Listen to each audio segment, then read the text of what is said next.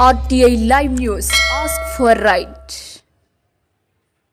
కొమరంభీం ఆసిఫాబాద్ జిల్లా ఆసిఫాబాద్ మండలం పరిషనంబాల గ్రామంలో ప్రత్యేక చైల్డ్ మ్యారేజ్ నిర్మూలన కార్యక్రమంలో భాగంగా గ్రామస్థాయి బాలల సంరక్షణ కమిటీ సమావేశం అవగాహన కార్యక్రమం ఘనంగా నిర్వహించారు.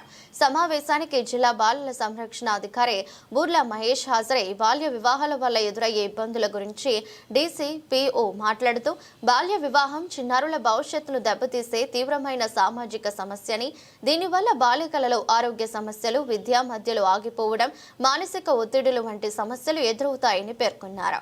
ప్రభుత్వం పిల్లల సంరక్షణకు కట్టుబడి ఉందని, చైల్డ్ మ్యారేజ్ ప్రొహిబిషన్ యాక్ట్ 2006 ప్రకారం బాల్య వివాహం చేస్తే 2 సంవత్సరాల జైలు శిక్ష లేదా ₹1,00,000 జరిమానా విధించబడుతుందని వివరించారు. వివాహం జరిపే తల్లిదండ్రులు, పంచాయతీ పెద్దలు, బంధువులు, మత పెద్దలు, ఆ వివాహానికి సహకరించే వారిపై కూడా క్రిమినల్ కేసులు నమోదవుతాయని స్పష్టం చేశారు.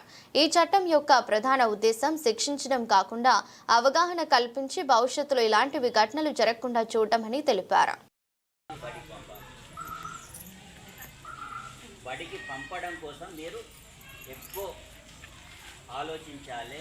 ఎక్కువ ఫెసిలిటీస్ ఉన్న కాడ పంపడం కోసం మీరు సాయం తీసుకోవాలి. డ్రాప్ అవుట్ని తగ్గించాలి. ఆడపిల్లల డ్రాప్ అవుట్, ఆడపిల్ల చదువుకుంటేనే స్వయం సమృద్ధి అనేది సాధ్యమవుతుంది. ఇప్పుడు చాలామంది చెప్పినట్టు చదువుంటే, ఇప్పుడు మేడం చదువుకున్నారు, ఇక్కడ ఈ మేడం చదువుకున్నారు కదా, వీళ్ళు కూడా లేడీసే కదా, వీళ్ళ తల్లిదండ్రులు చదివించకపోతే ఇక్కడ ఉండేవాళ్ళు కాదు. వాళ్ళు ఇంకో నలుగురికి చెప్తున్నారు. వాళ్ళు స్వయంగా కుటుంబాన్ని, పిల్లల్ని అభివృద్ధి చేసుకోవడానికి అవకాశం, రోజున ఇబ్బంది అవన్నీ కూడా భరించాల్సి వస్తుంది. అవునా లేదు? చదువు ద్వారా సమాజంలో ఎంత మార్పు తీసుకురావచ్చో వీళ్ళే ఉదాహరణ. కాబట్టి మన పిల్లల్ని కూడా మనం చదివించి ఉన్నత విద్యావంతుల్ని చేయాలి. దానికి ఏమో కోట్ల రూపాయలు పెట్టాల్సిన అవసరం లేదు, ₹1,00,000 పెట్టాల్సిన అవసరం లేదు. ఉచితం, అన్నీ ఫ్రీ ఇస్తుంది గవర్నమెంట్. ఎడ్యుకేషన్ ఫ్రీ ఇచ్చి పిలిచి చదువుకోవడానికి కూడా మనం చదివిపిస్తలేం. పిల్లలు 14 సంవత్సరాలు రాగానే బాధ్యత తీరిపోతుంది, పెళ్లి చేసేయాలి. పెళ్లి చేసిన తర్వాత ఎన్ని ప్రాబ్లమ్స్ అయినా ఇబ్బంది లేదు, మళ్ళీ ఆ ప్రాబ్లమ్స్ మనమే పే చేస్తాం. 14 సంవత్సరాల అమ్మాయికి ఒక మ్యారేజ్ చేసి పంపిస్తాం. మ్యారేజ్ చేసిన తర్వాత ఏమవుతుంది? ఇంతకుముందు అందరు చెప్పినారు, ఆమె ఆర్గాన్స్ అనేటివి డెవలప్ కావాలి. మనం ఏం చేయాలి? మన తల్లిదండ్రికి చెప్పాలి. తల్లిదండ్రులు కూడా విననప్పుడు మన టోల్ ఫ్రీ నంబర్ ఉన్నది, ఏదో ఒక ఫోన్ నెంబర్ తీసుకొని సైలెన్స్గా చేసింది నంబర్ ఫోన్ చేసి, సార్ నాకు ఇట్లా ప్రాబ్లం ఉంది అని చెప్తే మన వాళ్ళప్పుడు మీ పేరు ఎక్కడ చెప్పారు, మీ పేరు, మీరు ఫోన్ చేసిండ్రు అనే విషయం ఎక్కడ బయటికి రాదు. కాబట్టి మన చైల్డ్ మ్యారేజ్ కేసులు కూడా ఇట్లనే వస్తాయి. మన ఫోన్లు ఎవరో ఒకరు ఫోన్ చేసి చెప్తారు, వస్తే ఆపుతాం. అందుకే prevention is better then cure. అంటే మనము వ్యాధి వచ్చినాక మందేసి దాన్ని తగ్గించుకునే కంటే వ్యాధి రాకుండా జాగ్రత్త తీసుకుంటే మన ఆరోగ్యానికి మంచిది.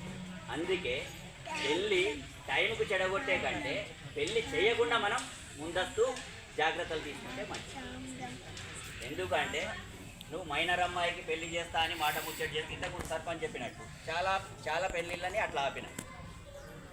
కాబట్టి మనకు కూడా బాధ అనిపిస్తుంది. కానీ చట్టాన్ని ఇంప్లిమెంట్ చేయాలి కాబట్టి మనం చేయాల్సిందే.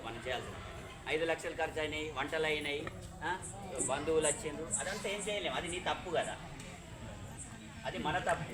మనం తెలియకుండా మైనర్ అమ్మాయికి పెళ్లి చేయడం మన తప్పు. ఇంకా ఇవన్నీ వేస్ట్ అయినాయి అని అంటే ముందే చేయకుండా ఉండాల్సింది, అడగాల్సింది ఎవరినన్నా. ఇంత వయసు ఉంది, మరి అంగన్వాడీ టీచర్నో, స్కూల్ టీచర్నో, తర్వాత పంచాయతీ సెక్రటరీనో, మా పిల్లకి పెళ్లి చేద్దాం అనుకుంటున్నాం సార్, మరి వయసు ఉన్నదా లేదా తెలుసుకోవాలి. ఆధార్ కార్డు మార్చేస్తే ఎవరు చూడాలనుకుంటారు మీరు?